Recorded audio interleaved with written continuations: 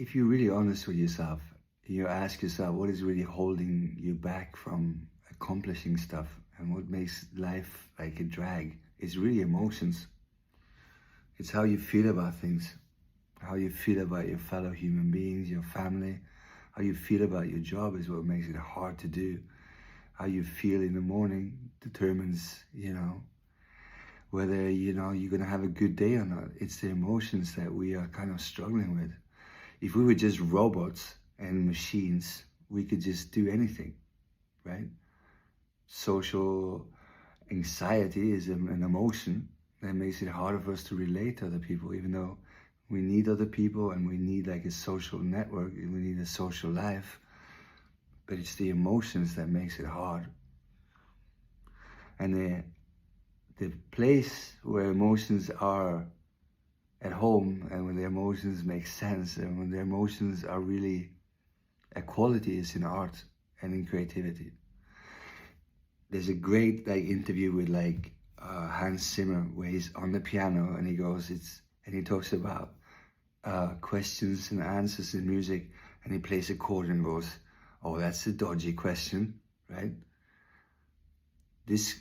And it's just a chord, right? That makes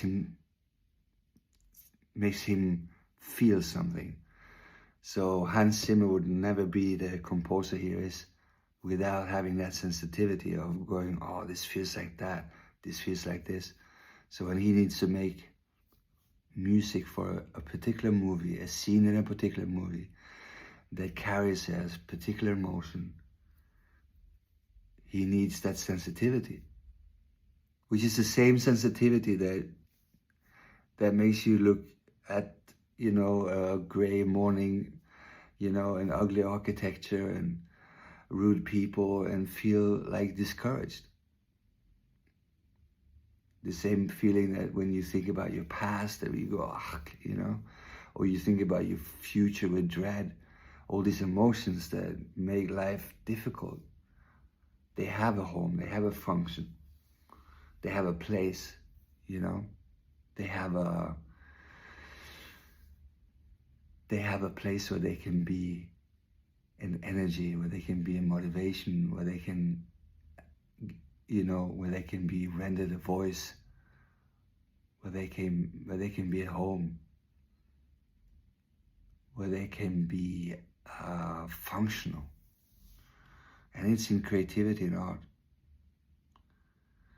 And that's why I think, creativity and art can really be, it can be a savior, especially if we stop being a consumer and stop comparing and just, I always feel that music needs a little bit of punk rock in it, I mean, pure punk rock is just pure emotion and no sophistication and no technique and no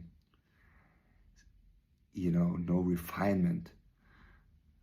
But music without punk rock in it doesn't carry anything. We need a bit of that, now I wanna be a dog. We need a little bit of that always in music, which I think is so great about Miles Davis. He always had that. He always had a bit of that, what he called the street sound.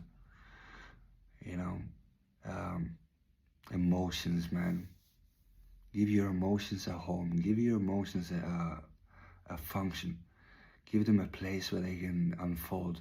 And maybe, maybe the rest of your day and the rest of your life, maybe emotions then, because they have a voice and they have a place and they have an expression, maybe the rest of the time, they'll step a little bit in the background when you need to just be functional.